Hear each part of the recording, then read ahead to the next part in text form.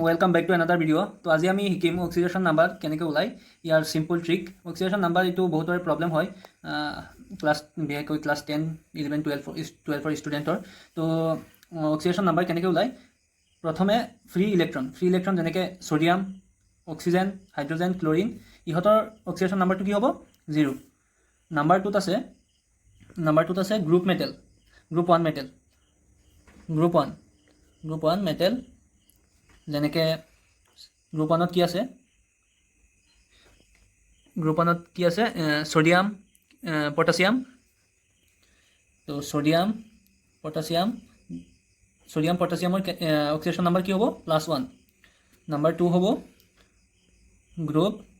2 মেটেলত কি আছে magnesium calcium ইহঁতৰ অক্সিডেশ্যন নাম্বাৰ কিমান হ'ব +2 নেক্সট বেছিকৈ ইউজ হোৱা অক্সিজেনৰ অক্সিডেশ্যন নাম্বাৰ কিমান হ'ব -2 কিন্তু কিছুমান ক্ষেত্ৰত যেনেকৈ hydrogen peroxide H2O2 hydrogen peroxide H2O2ৰ কেমিকেল ফৰ্মুলা কি হাইড্ৰজেন পেৰক্সাইড ইয়াৰ ক্ষেত্ৰত কি হ'ব অক্সিডেশ্যন নাম্বাৰ হ'ব অক্সিজেনৰ -1 নেক্সট হ'ব হাইড্ৰজেনৰ অক্সিডেশ্যন নাম্বাৰ কিমান ইউজুৱেলি +1 হয় কিন্তু কিছুমান ক্ষেত্ৰত যেনেকৈ মেটেলৰ লগত হ'লে যেনেকৈ ছ'ডিয়াম এটা মেটেল তাৰ লগত হাইড্ৰজেন থাকিলে তেনে ক্ষেত্ৰত কি হয় -1 তো এতিয়া আমি দুটামান এক্সাম্পল কৰি ভালকৈ বুজিবলৈ চেষ্টা কৰিম তোমালোকে ভালকৈ ধ্যান ধৰি চাবা 1 নম্বৰ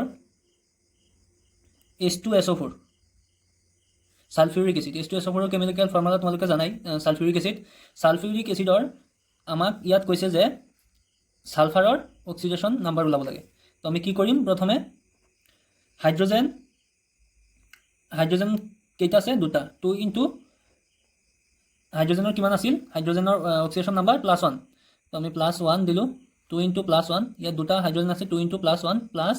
যিটো আমাৰ ওলাব লাগে সেইটোক আমি কি ধৰিম সেইটোক x বুলি ধৰিম তো আমি এইটোত x বুলি ধৰিলোঁ তাৰপাছত 4 অক্সিজেন কেইটা আছে অক্সিজেন আছে 4টা আছে অক্সিজেনৰ অক্সিডেশ্যন নাম্বাৰ কিমান হয় অক্সিজেনৰ অক্সিডেশ্যন নাম্বাৰ হয় -2 = 0 ফৰ্মুলাটো তোমালোকে চাবা যিটো হাইড্ৰজেন দুটা দিয়া আছে আমাৰ হাইড্ৰজেন 2 ইনটু হাইড্ৰজেনৰ অক্সিডেশ্যন নাম্বাৰ কিমান +1 প্লাছ যিটো আমাক ওলাব লাগে সেইটোক আমি x বুলি ধৰিম তাৰপাছত +4 এইটো আমাৰ অক্সিজেন 4টা আছে 4 ইনটু অক্সিজেনৰ অক্সিডেশ্যন নাম্বাৰ কিমান হয় -2 = 0 এতিয়া ধৰি লোৱা ইয়াত যিটো কিবা চাৰ্জ দিয়া থাকিলে 2 পজিটিভ এনেকুৱা চাৰ্জ দিয়া থাকিলে সেই চাৰ্জটো আমি ইকুৱেলৰ সিফালে লিখিম চাৰ্জটো তো ইয়াত আমি সালফাৰৰ অক্সিডেশ্যন নাম্বাৰটো ওলাই লওঁ 2 ইনটু +1 2 প্লাছ x ইয়াত কি হ'ব প্লাছ -4 ইনটু 2 8 = 0 তো ইয়াত x ইকুৱেল এইটো -8 সিফালে গ'লে কি হ'ব +8 আৰু ইয়াত +2 আছে -2 = +6 তো আমাৰ সালফাৰৰ অক্সিডেশ্যন নাম্বাৰ কিমান হয় +6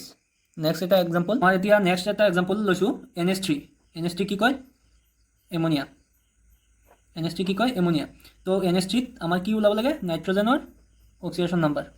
তো অক্সিডেশ্যন নাম্বাৰ নাইট্ৰজেনৰ ওলাবলৈ হ'লে আমাৰ ইয়াত আছে নাইট্ৰজেনক আমি কি বুলি ধৰিলোঁ নাইট্ৰজেন যিটো ওলাব লাগে সেইটোক আমি x বুলি ধৰিলোঁ +3 তিনিটা হাইড্ৰজেন আছে 3 ইনটু ইয়াত যিহেতু নাইট্ৰজেনৰ লগত লাগি আছে মেটেলৰ লগত লাগি থকা নাই হাইড্ৰজেন সেইকাৰণে ইয়াত হাইড্ৰজেনৰ অক্সিডেশ্যন নাম্বাৰ কিমান হ'ব +1 যদি ইয়াত ছ'ডিয়াম থাকিলেহেঁতেন তেতিয়াহ'লে -1 দিলোহেঁতেন তো ইয়াত 3 ইনটু +1 +3 ইনটু +1 +3 = 0 তো এতিয়া x = -3 তো আমাৰ নাইট্ৰজেনৰ অক্সিডেশ্যন নাম্বাৰ কিমান হ'ব -3 তো আশা কৰোঁ তোমালোকে বুজি পালা অক্সিডেশ্যন নাম্বাৰ ওলোৱা